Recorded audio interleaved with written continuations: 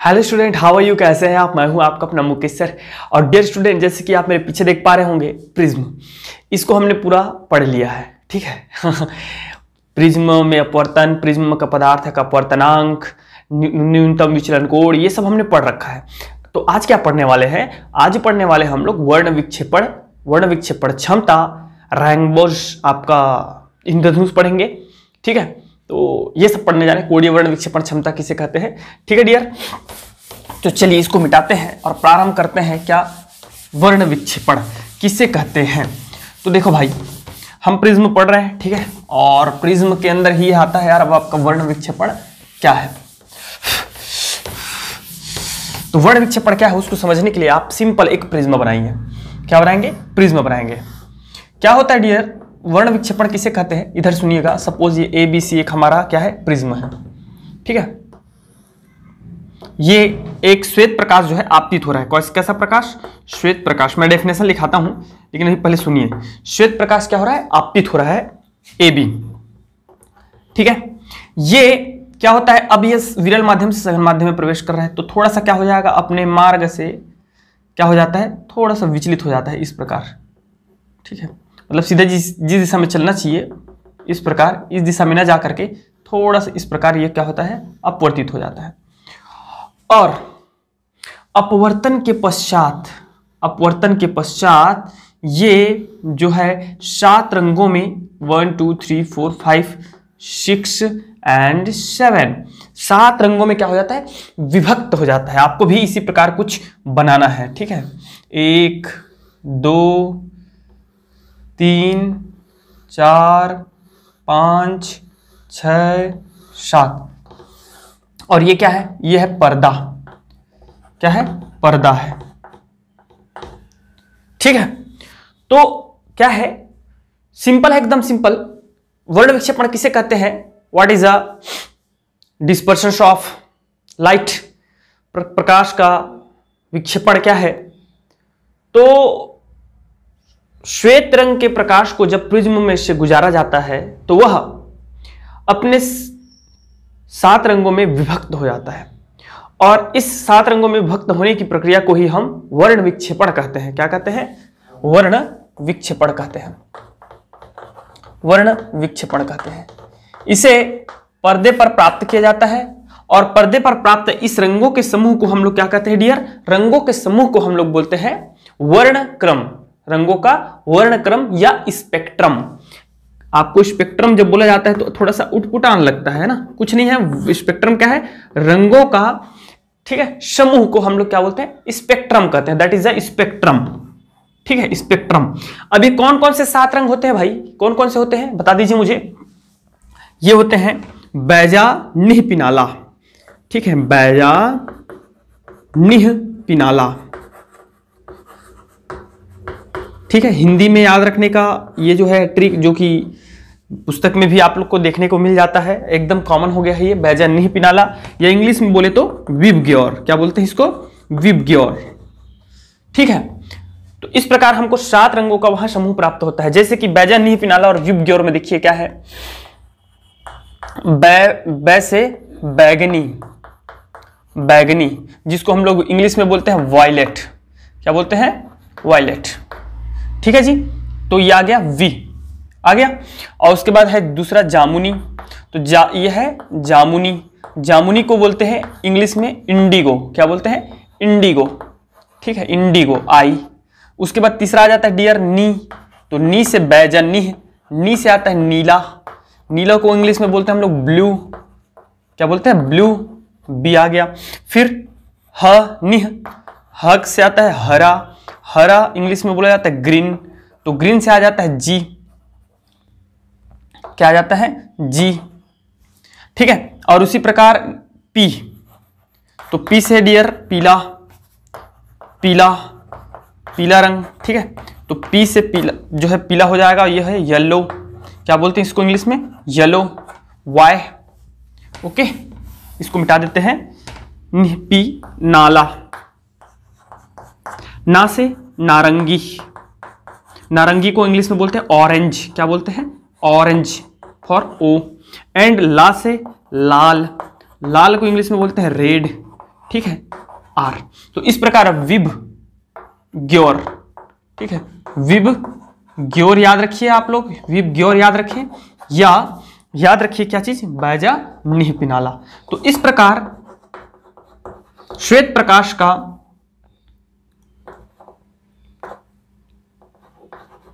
पिनाला, तो श्वेत प्रकाश का उसके अपने रंगों में विभक्त होने की प्रक्रिया को ही हम लोग बोलते हैं वर्ण विक्षेपण कहते हैं। क्या बोलते हैं, वर्ण विक्षेपण।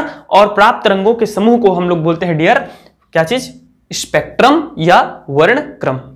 समझ में आ रहा है? तो ये चीज है, ये हो जाएगा। अगर हम लिखना चाहें तो विबग्योर 7 रंग,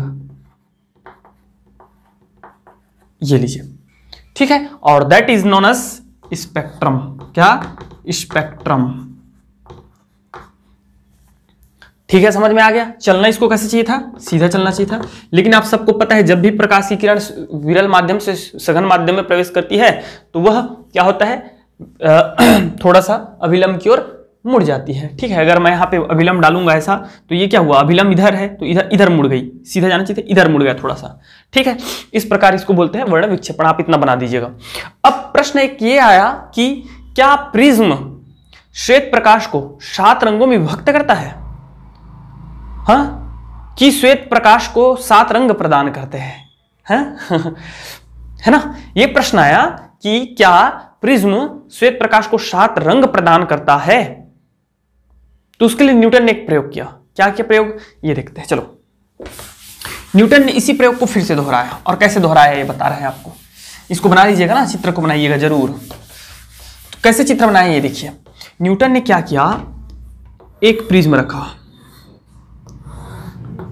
2 प्रिज्म लिया, ठीक है, ए बी सी, ठीक है, और इसमें से श्वेत प्रकाश को गुजार दिया, श्वेत प्रकाश को, ठीक है, श्वेत प्रकाश को गुजारा डियर। तो ये क्या हुआ, 2-3 रंगों में, मतलब 7 रंगों में हो गया, लेकिन हम यहां वर्तमान में 3 ही रंग लेते हैं मोस्टली, ठीक है, ताकि, या 2 रंग ले लीजिए ताकि हमको समझ में आ जाए, लास्ट और फर्स्ट को, ठीक है, मतलब वायलेट एंड रेड को ले लेते हैं। अब ये क्या हुआ, इस प्रकार ये जो है 2 रंगों में स्प्लिट हो गया, बढ़ गया। इसके सामने एक और प्रिज्म रख दिया। क्या रख दिया, एक और ने प्रिज्म जो है रख दिया, और इस प्रिज्म को जस्ट इसके उल्टा रख दिया। कैसे रख दिया, इसके उल्टा रख दिया।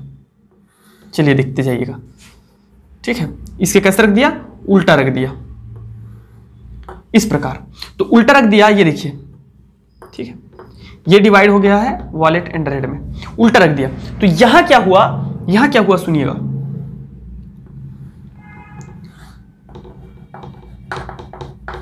ये किसका प्रयोग है, न्यूटन का प्रयोग है। किसका प्रयोग है भाई, बोल दो, न्यूटन का प्रयोग है। इस प्रकार, और इसको नाम दे देता हूं मैं small a, small b and small c। तो ये न्यूटन ने क्या किया, बताने के लिए कि भैया प्रिज्म जो है श्वेत प्रकाश को 7 रंग प्रदान नहीं करता है। वास्तव में श्वेत प्रकाश स्वयं 7 रंगों से बना होता है। श्वेत प्रकाश 7 रंगों का समूह होता है। श्वेत रंग प्रकाश जो है 7 रंगों से मिलकर बना होता है। प्रिज्म सिर्फ उसका क्या करता है, वर्ण विक्षेपण करता है, अर्थात उसको जो है दिखाता है पृथक करके। और उसने क्या किया, एक ठोको पलट के रख दिया। तो क्या किया, इसमें 7 रंग जो आए वो पुनः जो है बाहर जब निकला तो एक रंग बन के निकल गया। समझ में आ रहा है। अगर ऐसा होता तो ये 7 रंग जो थे वो इस प्रिज्म से गुजरने के बाद भी 7 रंग ही रहना चाहिए था, है कि नहीं, अगर प्रिज्म उसको बनाता तो। समझ में आ रही है मेरी बात की नहीं आ रही है? नहीं तो वो 7 रंग और 7 रंग में विभक्त हो जाता, 49 रंग हो जाते। ये मजाक है, बट एक मतलब एक थॉट है भाई। जब कोई चीज नया नया रहता है तो हम उसके बारे में अनेक प्रकार से सोचते हैं। अब तो हालांकि हम जान गए हैं इसलिए सिर्फ एक ही वे से सोचेंगे, है ना। तो ऐसे ढेर सारे उन्होंने सोचा कि चलो ठीक है, ये प्रकाश विभक्त होता है, तो यदि मैं दूसरा प्रिज्म अगर रखता हूं उसके सामने तो क्या होना चाहिए कि ये 7 रंग में ही निकलना चाहिए, है ना, क्योंकि प्रिज्म श्वेत प्रकाश को 7 सफेद जो है 7 रंगों में विभक्त करता है। या ऐसा हो सकता है कि वे 7 रंग फिर पुनः 7 रंगों में विभक्त हो जाए, 7-7 रंगों में 49 रंग, ऐसे कई थॉट्स आए। बट उन्होंने देखा तो क्या देखा, श्वेत रंग में कन्वर्ट हो गया। मतलब ये हुआ कि ये विलोम है मेरे भाई, एक रंग ही है श्वेत रंग जो 7 रंगों से मिलकर बना हुआ है, और उसको जो है ये प्रिज्म जो है क्या करता है, विक्षेपित कर देता है। मेरी बात समझ में आ गई? Very good. अब देख लेते हैं, आता है ये क्वेश्चन कि प्रकाश के जो है विक्षेपण का कारण क्या है। ठीक है, वर्ण विक्षेपण का कारण क्या है? वर्ण विक्षेपण का कारण क्या है? अभी हमने वर्ण विक्षेपण देखा, अब वर्ण विक्षेपण का कारण क्या है ये सुनिए। क्वेश्चन होता है एक्चुअल में ये है कि भिन्न भिन्न रंगों का, श्वेत प्रकाश 7 रंगों से मिलकर बनी होती है और सभी रंगों का जो तरंगदैर्घ्य है वो भिन्न भिन्न होता है, ये हम सब जानते हैं। लाल रंग का तरंगदैर्घ्य सबसे अधिक होता है, ठीक है। तो यहां ये चीज आता है कि सभी रंगों का तरंगदैर्घ्य भिन्न भिन्न होता है और हमारा अपवर्तनांक किस पर निर्भर करता है डियर? मैं भी थोड़ा सा आपको लॉन्ग टर्म में बता रहा हूं, उसके बाद शॉर्ट में बताता हूं। हमारा अपवर्तनांक जो है डिपेंड करता है तरंगदैर्घ्य पर, वेवलेंथ पर, है ना। और हम सब जानते हैं विचलन, आप सब जानते हो क्या होता है, a म्यू माइनस 1। ये फॉर्मूला मैं कल पढ़ाया हूं, जानते कि नहीं? तो विचलन किस पर डिपेंड करता है? पदार्थ के अपवर्तनांक पर, ठीक है। पदार्थ के अपवर्तनांक पर निर्भर करता है और अपवर्तनांक किस पर निर्भर करता है? तरंगदैर्घ्य पर।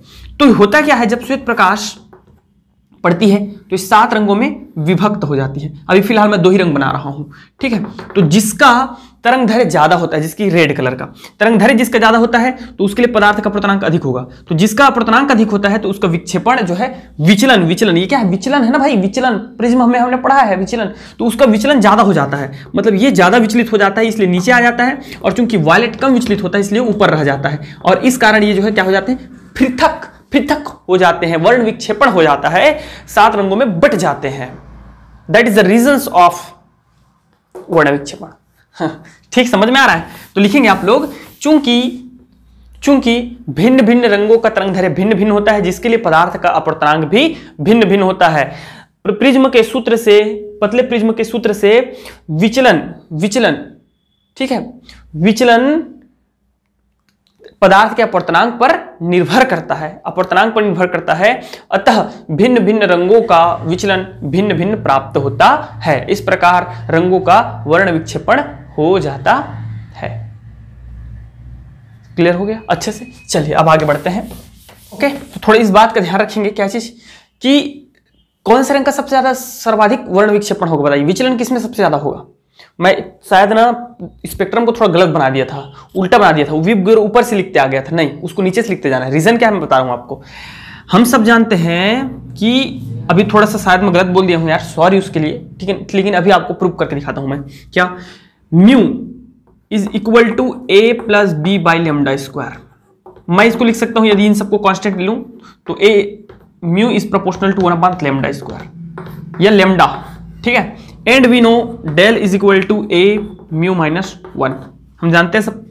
तो del is proportional to mu और mu is proportional to 1/, lambda. इस फॉर्मूले से आप समझिए क्या है, जिस रंग का तरंगदैर्घ्य सर्वाधिक है उसका पदार्थ का अपवर्तनांक कम होगा, अतः उसका विचलन भी कम होगा। तो लाल रंग का विचलन क्या होगा? रेड रंग का विचलन कम होगा, किससे? वॉयलेट से। समझ रहे? क्योंकि लाल रंग का तरंगदैर्घ्य ज्यादा है तो उसका विचलन कम होगा, क्योंकि उसका अपवर्तनांक कम होगा। इसलिए जो मैं स्पेक्ट्रम में बनाया था, विब ग्योर लिखा था ना, विब ग्योर ऐसा करके, उसको आपको क्या लिखना है? इधर से लिखना है, विब ग्योर लिख देना है। थोड़ा सा इसको सुधार लीजिएगा, ऐसा करके लिखना है, नीचे से ऊपर चलना है। सबसे ज्यादा विक्षेपण किसका होगा? विचलन किस में पाया जाएगा? वायलेट में, ठीक है, बैगनी कलर में। अब चलिए देखते हैं कोणीय वर्ण विक्षेपण क्या है। कोणीय वर्ण विक्षेपण डियर क्या है बता रहे हैं, ध्यान से सुनिएगा। वर्ण विक्षेपण, अभी आपने वर्ण विक्षेपण समझ लिया। चलो मैं फिर से पुनः एक प्रिज्म बना देता हूं कुछ इस प्रकार से, ठीक है, ABC। हम सबको पता है क्या होता है जब श्वेत प्रकाश इस पर आपतित होती है, तो श्वेत प्रकाश मैं मात्र 2 रंगों में इसको विभक्त करूं, 2 या 3 रंगों में, ताकि आपको अच्छे से समझा सकूं, ठीक है। 3 रंगों में विभक्त कर देता हूं मैं इसको। ये लीजिए, ये जाना ऐसा चाहिए था, ठीक है, समझ में आ गया। तो ये सीधा ऐसे चलना चाहिए था, ये इसका विचलन है। क्या है? विचलन है। ये इतना जो है विचलन कोण है इसका। अब कौन सा रंग ऊपर रहेगा बता दिया ना मैं, रेड सबसे ऊपर रहेगा। ये हो जाएगा हमारा del R, del Y, del V. मैं 3 रंग ही बनाया हूं, देखो, विबग्योर में विबग्योर, ठीक है, इसमें रेड सबसे लास्ट, येलो का मुख्य थोड़ा वो दिया जाता है, ठीक है, तो येलो, वॉयलेट और रेड को बनाया हूं। वॉयलेट सबसे ज्यादा विचलित होगा, इसलिए सबसे ज्यादा विचलन इधर हो गया, मतलब सबसे ज्यादा ये विचलित होगा। ठीक है ना, समझ में आ गया, क्योंकि उसका तरंग दैर्ध्य सबसे कम होता है। रेड कलर सबसे ऊपर रहेगा और वॉयलेट बीच में रहेगा। अब देखो डियर क्या होता है, वर्ण विक्षेपण एकदम इजी है, आसान है, मैं बता रहा हूं, बस ध्यान से सुनते जाइएगा। इसको आगे बढ़ाइए, पीछे बढ़ाइए इधर, और इसको भी पीछे बढ़ाइए। ये लीजिए, ये लो, दिख रहा है कि नहीं दिख रहा है? दिख रहा है कि नहीं दिख रहा है? कि बड़ा अच्छे से बनाऊं क्या है? समझ में आ रहा है जी? उतना समझ में आ रहा है? ओके, ये चलिए अच्छे से बना देते हैं, बढ़िया। ये देखो, इधर देखो सब लोग, ये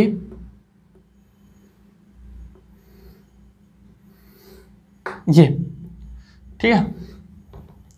तो ऐसा ये है हमारा डेल V डेल R, ठीक है, ये है डेल Y और ये है डेल V, ठीक है। कोणीय वर्ण विक्षेपण क्या है? हम शब्द लिखेगा ऐसा कि प्रिज्म के द्वारा श्वेत प्रकाश का वर्ण विक्षेपण हो जाता है, ठीक है। विक्षेपित रंगों को पीछे की ओर बढ़ाने पर किन्हीं दो रंगों के मध्य जो कोण बनता है वे उन दोनों रंगों का कोणीय वर्ण विक्षेपण कहलाता है। किन्हीं भी दो रंगों को ले लीजिए, ये जिसकी ये है हमारा वॉयलेट और ये है येलो और ये है रेड, दो ठो को ले लीजिए आप, किसी भी दो ठो को, और उन दोनों के मध्य जो कोण बनता है, पीछे की ओर बढ़ाइए इसको, ये इधर अपवर्तित हुआ और अपवर्तित होकर के इधर निर्गत हो गया कि नहीं? निर्गत हो गया। इनको आप पीछे की ओर बढ़ाइए। चलिए हम पीछे की ओर बढ़ा देते हैं इसको। ये लीजिए, थोड़ा इसको डॉटेड लाइन से शो कर देते हैं, ठीक है। ये लीजिए, और एक ठो इसको पीछे की ओर बढ़ा दीजिए। ये लीजिए, ये ठीक है। तो इन दोनों के मध्य जो एंगल बन रहा है दैट थीटा, यही थीटा क्या है? कोणीय वर्ण विक्षेपण है। समझ में आ गया अच्छे से?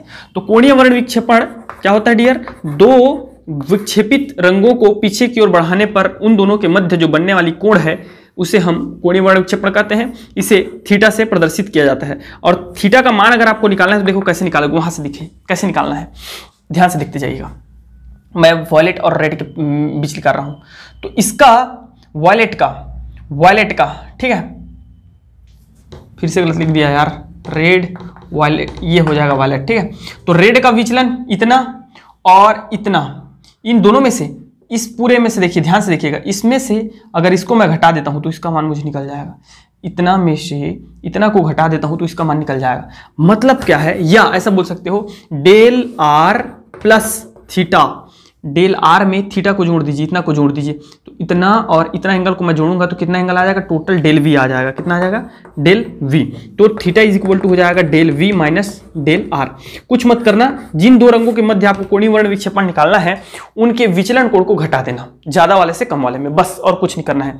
तो ये हो जाता है, ठीक है। अब इधर थोड़ा देखते जाइएगा। माना कि डियर सुनते जाइएगा, माना कि प्रिज्म का कोण ए, ठीक है, ए लाल रंग के लिए पदार्थ का अपवर्तनांक, लाल रंग एवं बैगनी रंग के लिए पदार्थ का अपवर्तनांक क्रमशः आप लिख देंगे म्यू आर एवं म्यू वी है। क्या है? म्यू आर एवं म्यू वी है। तथा विचलन कोण क्रमशः क्या है? डेल वी और डेल आर है। तब कोणीय वर्ण विक्षेपण थीटा इज इक्वल टू क्या हो जाएगा? Del V minus del R होगा जी। अब इसमें हम क्या करेंगे, हम सबको पता है डेल, चूंकि डेल इज इक्वल टू होता है ए म्यू माइनस 1, इस फॉर्मूले से डेल वी बराबर हो जाएगा हम लोग का A mu V minus 1 and del R that is equal to हो जाएगा ए म्यू आर माइनस 1। इन दोनों को रख दीजिए वहां पे, तो इस दोनों को रखेंगे तो थीटा इज इक्वल टू हो जाएगा डेल वी का value A mu V minus 1 and plus minus A mu R minus 1। दोनों में से कॉमन निकालो डियर, ए कॉमन निकल जाएगा, बिल्कुल लिख लेगा sir, mu V minus 1 minus mu R plus 1। ठीक है, तो अब दोनों में से हम क्या कर देंगे, इसमें से माइनस 1 प्लस 1 कैंसिल आउट हो जाएगा, ए इज इक्वल टू हो जाएगा mu V minus mu R. ठीक है, mu V minus mu R. तो इस प्रकार से ये आता है हमारा कोणीय वर्ण विक्षेपण किन्हीं दो रंगों के कोणीय वर्ण विक्षेपण का फॉर्मूला। समझ में आ रहा है, ये भी है, दोनों है। यहां तक आपको निकाल के दिखाना रहता है। मेरी बात समझ में आ गई? आपको कोई भी अगर मैं रंग दूंगा तो लिख लोगे, आराम से निकाल लोगे, है ना। जैसे कि मैं देता हूं आपको हरा और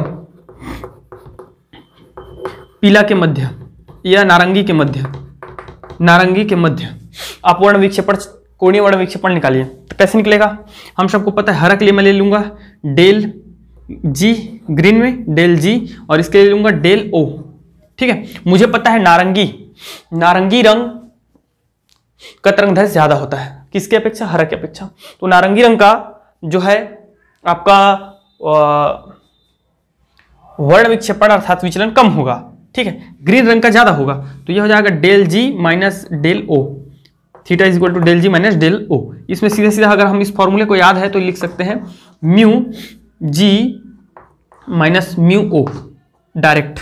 तो इस प्रकार, ठीक है, आप किसी का भी दो रंग दिया जाता है तो उसके मध्य आप क्या निकाल सकते हो, कोणीय वर्ण विक्षेपण निकाल सकते हैं।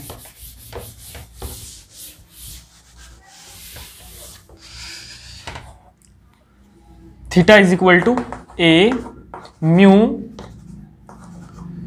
वी माइनस म्यू आर, ये फॉर्मूला आया था हम लोग का, mu V minus mu R. ठीक है, तो कोणीय वर्ण विक्षेपण किस किस कारक पर निर्भर करता है। सबसे पहले इस जो है प्रिज्म के कोण पर, प्रिज्म के कोण अगर अधिक है, ठीक है, प्रिज्म का कोण यदि अधिक है तो उसका जो है विक्षेपण भी अधिक होगा, दूर दूर आपको प्राप्त होंगे। समझ में आ रहा है जी, कोणीय वर्ण विक्षेपण भी जो है आपको अधिक प्राप्त होगा।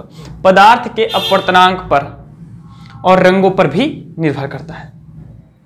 समझ में आ गया, इतना लिखना है। अब देखते हैं कोणीय वर्ण विक्षेपण क्षमता।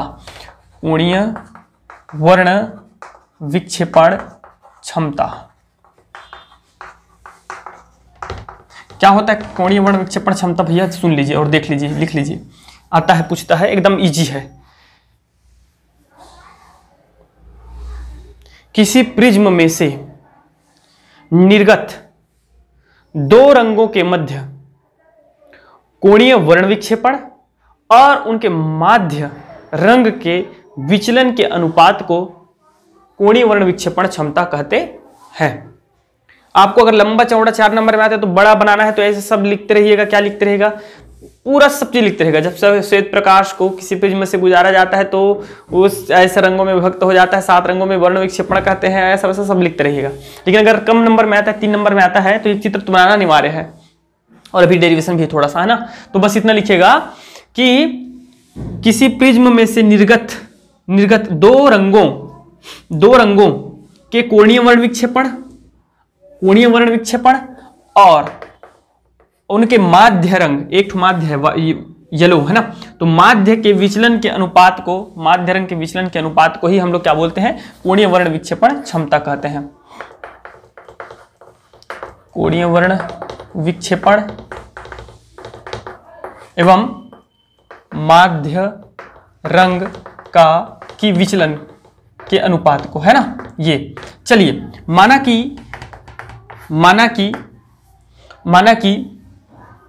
क्या है भैया, माना कि लाल, पीला एवं बैंगनी रंगों के लिए विचलन कोण, क्या? विचलन कोण क्रमशः आप लिखते रहिएगा, क्रमशः क्या है? Del R, del Y, del V है। अतः एवं कोणीय वर्ण विक्षेपण थीटा है। तो कोणीय वर्ण विक्षेपण थीटा है तो ये हो जाएगा थीटा है तो हमारा omega that is equal to हो जाएगा थीटा बाई डेल वाई। कोणीय विक्षेपण थीटा है तो कोणीय वर्ण विक्षेपण क्षमता हो जाएगा थीटा बाई डेल वाई।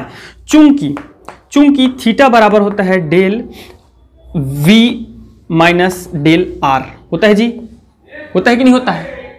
होता है ना भाई। इस फॉर्मूले को फिर से रख दीजिए हम, तो यहाँ हो जाएगा omega that is equal to हो जाएगा del V minus del R that divided by del Y, एक नया फॉर्मूला। ठीक, अभी और रुकिएगा। क्या है? माना कि आप लिखेंगे, सब लिख लेंगे। माना कि प्रिज्म का कोण ए एवं लाल, पीला और बैंगनी के लिए पदार्थ का पर्तनांक क्रमशः म्यू आर, म्यू वाई एवं म्यू वी है। तब हम क्या रख सकते हैं? डेल वी का मान निकालिए। तो डेल वी बराबर क्या होगा? सूत्र del that is equal to A mu minus 1 से डेल वी बराबर क्या होगा डियर? डेल वी बराबर हो जाएगा ए म्यू वी माइनस 1, होगा कि नहीं? डेल वाई बराबर क्या होगा बताइए? A mu Y minus 1 and del R बराबर हो जाएगा ए म्यू आर माइनस 1 होगा। इन सभी वैल्यूज को यहाँ पे रख दीजिए। इक्वेशन नंबर जो देना है आप दे सकते हैं। इक्वेशन 1 दे दीजिए, 2 दे दीजिए। ठीक है, 2 में रखेंगे तो इक्वेशन 2 में रखेंगे तो क्या होगा बताइए मुझे जल्दी से? Omega that is equal to यहाँ पे रखेंगे del V minus del R, सबको पता है, अभी जस्ट निकाले हैं। ये होता है mu V minus mu R और डिवाइडेड बाई डेल वाई का वैल्यू क्या है देख लीजिए, ए म्यू वाई माइनस 1। ये मैं डायरेक्ट कर दिया ना, क्योंकि अभी जस्ट हम लोग निकाले हैं। आप लोग रख सकते हैं, वैल्यू यही आने वाली है, तो दोनों कट जाएगा। तो omega that is equal to हो जाएगा mu V minus mu R divided by mu Y minus 1। Equation number 4। आप लोग वीडियो जो है पॉज करके नोट किया करें।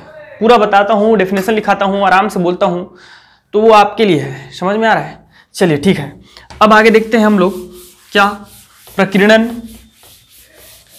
किरणों का प्रकीर्णन, प्रकाश का प्रकीर्णन, स्कैटरिंग ऑफ लाइट, प्रकाश का प्रकीर्णन। तो ये क्या है चीज है? सुनिए, प्रकीर्णन मतलब होता है फैलना। क्या? फैलना। ठीक है, तो ये होता है दो प्रकार का होता है डियर। एक होता है हमारा प्रत्यास्थ प्रकीर्णन, प्रत्यास्थ प्रकीर्णन, और दूसरा होता है अप्रत्यास्थ प्रकीर्णन।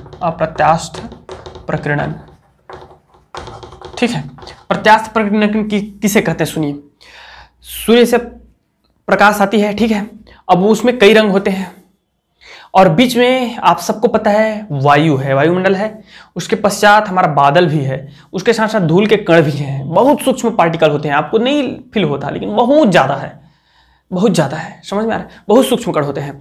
तो होता क्या है एक्चुअल में, सूर्य का प्रकाश जब इन कणों से टकराता है, चाहे वो वायुमंडल के कण हो, वायु के कण हो, ठीक है, सूक्ष्म पार्टिकल, अणु परमाणु यार, और चाहे वो आपके धूल हो या गैस हो, विभिन्न प्रकार की गैसेज हैं, ठीक है, बादल है, तो उसका क्या होता है, प्रकाश जो है क्या हो जाता है, फैल जाता है। इसी को हम लोग बोलते हैं प्रकाश का प्रकीर्णन। ये दो प्रकार का होता है, प्रत्यास्थ एवं अप्रत्यास्थ। प्रत्यास्थ क्या होता है, जब सूर्य से आने वाली प्रकाश का जो रंग है उसका तरंगदैर्घ्य, प्रकाश का तरंगदैर्घ्य, यदि उस कण, जिस कण से वो टकराता है, उस कण के आकार की तुलना में तरंगदैर्घ्य बहुत कम है,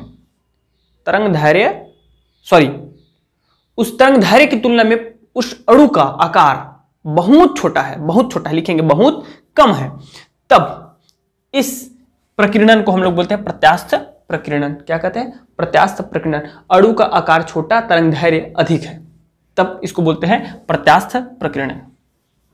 ठीक है, यदि प्रकाश का तरंगदैर्घ्य लैम्डा एवं उस प्रकाश की तीव्रता आई हो, इंटेंसिटी क्या हो, आई हो, तो रैले के अनुसार I इज प्रोपोर्शनल टू 1/λ⁴। ठीक है, ये होता है। तो इस हिसाब से क्या होगा डियर, तरंग दैर्घ्य कम होने पर उसका तीव्रता अधिक होगा, मतलब वो हमें अधिक दिखाई देगा।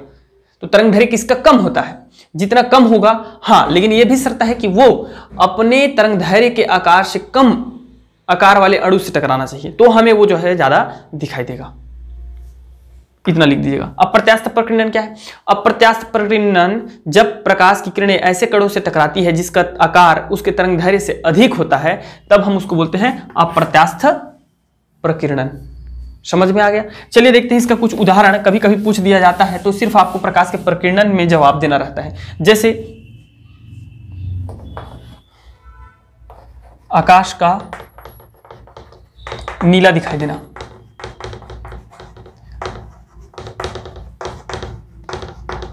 ठीक है, आकाश का नीला दिखाई देना। हम अध्याय 5 में एक चीज और पढ़े थे अध्याय 4 या 5 है, जहां पढ़े थे टिंडल प्रभाव और ब्राउनी गति।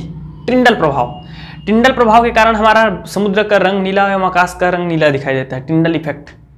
क्योंकि जब सबको पता है ना टिंडल इफेक्ट, वो अलग, देखो वो अपने अपना अलग थ्योरी दे दिया, लेकिन अभी हम लोग अलग पढ़ने जा रहे हैं, ठीक है। पढ़ा चुका हूं मेरे भैया, जाके प्लेलिस्ट में देख लीजिएगा कि बताएं, अभी जरूरी नहीं है, ठीक है। सुनो, आकाश का नीला रंग कैसे दिखाई देता है, आकाश का रंग नीला क्यों दिखाई देता है, इसको ध्यान रखिए। विब ग्योर को, जब सूर्य की प्रकाश पृथ्वी पर आती है तो गैस के सूक्ष्म अणु द्वारा उनका प्रकीर्णन हो जाता है। चूंकि बैगनी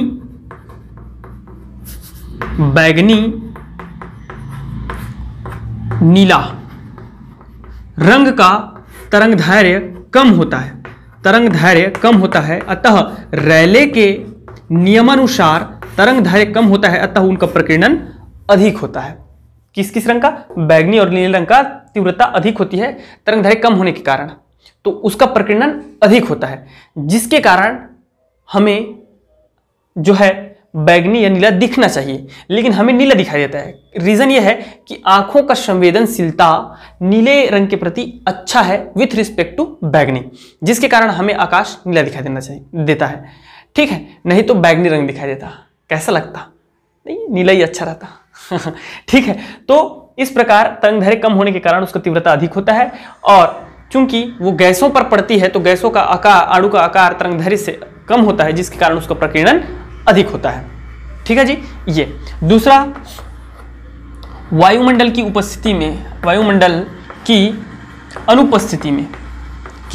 अनुपस्थिति में आकाश का काला दिखाई देना। कैसा? काला। अगर हमारे वायुमंडल नहीं होता, अगर हमारे पृथ्वी पर, तो हमें कैसे दिखाई देता? काला दिखाई देता, जैसे कि अंतरिक्ष दिखता है।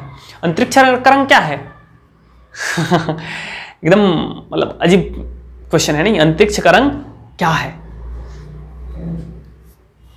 चंद्रमा में जाइएगा, ठीक है, वहां से अगर कोई पहुंचता है चंद्रमा में तो उसको आकाश को ऊपर देखने पर उसको काला दिखाई देता है, नीला नहीं दिखाई देता। रीजन क्या है कि चंद्रमा में वायुमंडल नहीं है, जिसके कारण किसी भी प्रकार के रंगों का प्रकीर्णन नहीं होता। तो जब किसी भी रंग के प्रकाश का प्रकीर्णन नहीं होगा तो कैसे दिखाई देगा? काला दिखाई देता है। इतना बस लिखना है आपको। अगर आ जाता है तब की बात, सिर्फ आता है आकाश का नीला दिखाई देना, ठीक है। और यदि आ जाता है प्रकीर्णन के उदाहरण दीजिए या अनुप्रयोग दीजिए तो आप ऐसा जो है बता सकते हो। सुबह एवं शाम के वक्त समय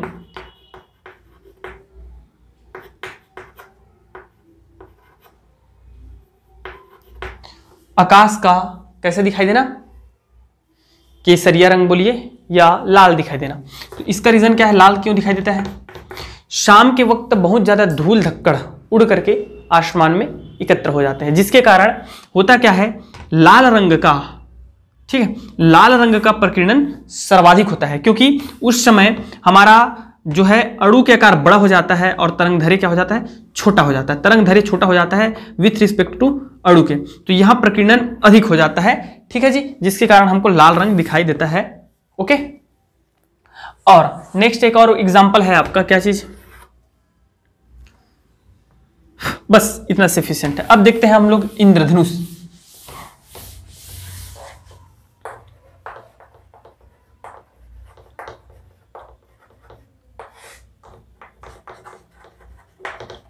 तो व्हाट इज अ रेनबो, इंद्रधनुष क्या है, प्राथमिक एवं द्वितीयक इंद्रधनुष में अंतर आता है।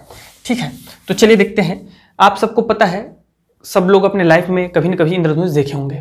ठीक है, अब आजकल के बच्चे तो जनरली नहीं देख पाते। रीज़न क्या है कि भैया घर में दिन में रात घुसे रहना, खेलने के लिए बाहर नहीं निकलना काम से लोग आजकल ऑफिस जाते हैं, ऑफिस से घर, मतलब उसके ऊपर तो सूर्य का प्रकाश नहीं पड़ता, तो इंद्रधनुष कहाँ से दिखेगा बताओ। बस टीवी में ही देखना जानते हैं। अभी हमारी मजबूरी चाहे बोलिए, चाहे हमारी आदत बोलिए, जैसा भी बोलिए। ठीक है, बचपन में हम भी, अब कई बरस हो गए इंद्रधनुष देखे हुए। बचपन में काफ़ी इंद्रधनुष देखते थे गांव में, जब खेत चल जाते थे खेलने, बाहर निकलते थे, कबड्डी वगैरह, आराम से इंद्रधनुष देखने को मिल जाता था। आजकल नहीं मिलता है। रीज़न क्या है, दिन भर मोबाइल में चिपके रहते हैं लोग। ठीक है, तो इंद्रधनुष कैसा होता है भाई कि जिधर वर्षा के दिनों में, स्पेशली बरसात के दिनों में क्या होता है, अगर सूर्य हमारे सामने इधर है, ठीक है, और हम ऐसा खड़े, अगर सूर्य इधर है तो अगर हम पीछे ऐसा करके खड़ा हो जाएं, तो जब मध्यम बहुत कम वर्षा हो रही होती है और सूर्य भी निकला हुआ होता है, उस दौरान इंद्रधनुष दिखाई देता है। तो सूर्य पीछे की ओर होता है, इधर मतलब चाप बनेगा, एक स्पेक्ट्रम बनती है, चाप बनता है।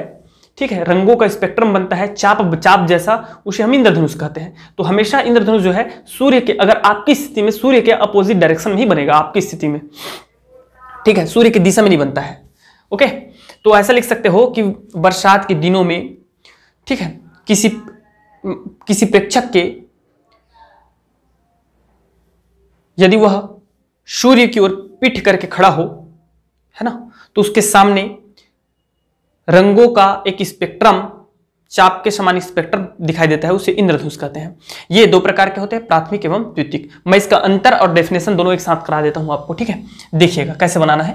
चित्र भी बनाते हैं दोनों। चित्र कैसे बनाना है ये देखिए, ध्यान से देखते जाइएगा। पहले मैं किसका बना देता हूं, प्राथमिक इंद्रधनुष का बना देता हूं। ज्यादा बड़ा नहीं बनाएंगे इस बार। ये लीजिए, सफिशिएंट है, अब आ जाएगा। प्राथमिक इंद्रधनुष में डियर क्या होता है, ये प्रकाश की किरण आपतित हो रही है सूर्य से और ये पानी का बूंद है। ठीक है, तो इसमें होता क्या है, इसका दो बार क्या हो जाता है, अपवर्तन और एक बार पूर्ण आंतरिक परावर्तन होता है। ये देखो, एक बार यहां अपवर्तन हुआ, अपवर्तन मतलब समझते हो ना, एक बार यहां हुआ, यहां से वायु से अंदर घुसा जल के बूंद में, ठीक है, और ये एक बार अपवर्तन हुआ और यहां से निकलेगा तो दूसरा बार अपवर्तन, और ये है पूर्ण आंतरिक परावर्तन, एक बार इसी के अंदर ही ट्रेवल कर गया। ठीक है, ऐसा। और यहां भी सिमिलरली इसी प्रकार होता है कुछ, ये देखिए ऐसा, और ये देखिए कुछ इस प्रकार हमारा जो है प्राप्त होता है। तो बताते हैं आपको, आराम से बताते हैं, टेंशन ना लें। ठीक है, प्राथमिक इंद्रधनुष,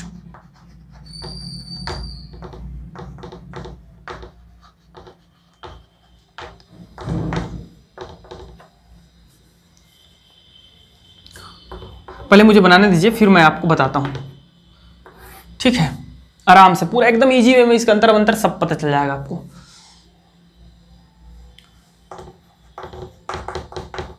श्वेत प्रकाश,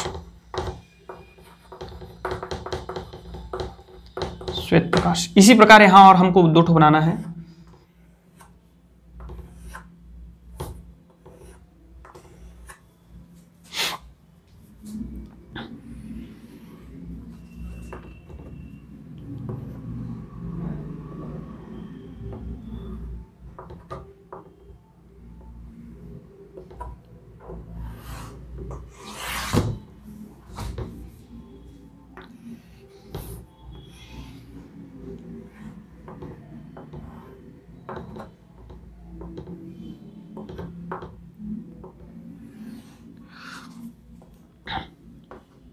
दिख रहा है आपको, that is 50 and 53, 50 and that is 53, इन सबका वो है भाई। ठीक है, ऐसे नहीं बना दिया हूं मैं, श्वेत प्रकाश, ठीक है, श्वेत प्रकाश। एक्चुअली मुझे इसको ऊपर बनाना था, उसको नीचे बनाना था। चलो कोई खैर कोई बात नहीं, ठीक है। द्वितीयक, चलिए दोनों में देखते जाते हैं, डेफिनेशन वगैरह अंतर सब देखते जाते हैं कि साथ, ठीक है। फर्स्ट क्या है, फर्स्ट ध्यान दीजिएगा, प्राथमिक इंद्रधनुष का निर्माण कैसे होता है? श्वेत प्रकाश के एक बार, दो बार अपवर्तन एवं एक बार पूर्ण आंतरिक परावर्तन से, एक बार पूर्ण आंतरिक परावर्तन और दो बार अपवर्तन, एक बार यहां होगा, एक बार यहां और एक बार यह, एक बार आंतरिक पूर्ण परावर्तन और दो बार अपवर्तन से निर्माण होता है। जबकि द्वितीयक इंद्रधनुष का निर्माण दो बार अपवर्तन, एक बार ये अंदर घुसा तब, एक बार बाहर निकला तब, दो बार अपवर्तन एवं दो बार पूर्ण आंतरिक परावर्तन, ये देखिए दो बार पूर्ण आंतरिक परावर्तन से होता है। समझ में आ गया फर्स्ट। सेकंड देखिएगा, सेकंड, प्राथमिक इंद्रधनुष में बैगनी रंग वायलेट ऊपर एवं लाल रंग नीचे होता है, जबकि द्वितीयक इंद्रधनुष में लाल रंग ऊपर एवं बैगनी रंग नीचे होता है। समझ में आ गया दूसरा अंतर। तीसरा अंतर क्या है? तीसरा अंतर यह है डियर कि इसमें देखो कोणीय चौड़ाई मतलब ये 140 नहीं है ना, ये 40 है, ये एंगल बनाया हूं मैं। इसमें कोणीय चौड़ाई, इंद्रधनुष की कोणीय चौड़ाई, प्राथमिक इंद्रधनुष की कोणीय चौड़ाई कितनी होती है? 2 डिग्री। 42 में से 40 को घटा देंगे, कितना आ जाएगा? 2 डिग्री होती है। जबकि द्वितीयक इंद्रधनुष की कोणीय चौड़ाई होती है 50 में से 50 को घटा दीजिए 3 डिग्री। तो आपको लिखना है तीसरा में, प्राथमिक इंद्रधनुष की कोणीय चौड़ाई 2 डिग्री होती है, जबकि द्वितीयक इंद्रधनुष की कोणीय चौड़ाई 3 डिग्री होती है। अब कोणीय चौड़ाई ज्यादा है ना, ज्यादा है तो हमको फीका दिखेगा, और जिसमें कम है वो हमको अच्छे से दिखेगा। समझ में आ रहा है कि नहीं आ रहा है? तो प्राथमिक इंद्रधनुष अधिक तीव्र होता है। चौथा नंबर लिखेंगे, प्राथमिक इंद्रधनुष अधिक क्या होता है? तीव्र होता है, क्योंकि इसकी कोणीय चौड़ाई कम है, इसलिए प्राथमिक इंद्रधनुष अधिक तीव्र होता है, जबकि द्वितीयक इंद्रधनुष की तीव्रता कम होती है। समझ में आ गया? चौथा। पांचवा डिफरेंट ये है, मैं इसको थोड़ा सा गलत बना दिया, इसको ऊपर में बना देना चाहिए था, उसको नीचे में बना देना चाहिए था। प्राथमिक इंद्रधनुष नीचे एवं द्वितीयक इंद्रधनुष ऊपर होता है। प्राथमिक इंद्रधनुष में मतलब एक साइड लिख दीजिएगा, प्राथमिक इंद्रधनुष की साइड में लिख दीजिएगा ये द्वितीयक इंद्रधनुष के नीचे होता है, और द्वितीयक इंद्रधनुष में लिख दीजिएगा ये प्राथमिक इंद्रधनुष के ऊपर होता है। That's clear? ओके।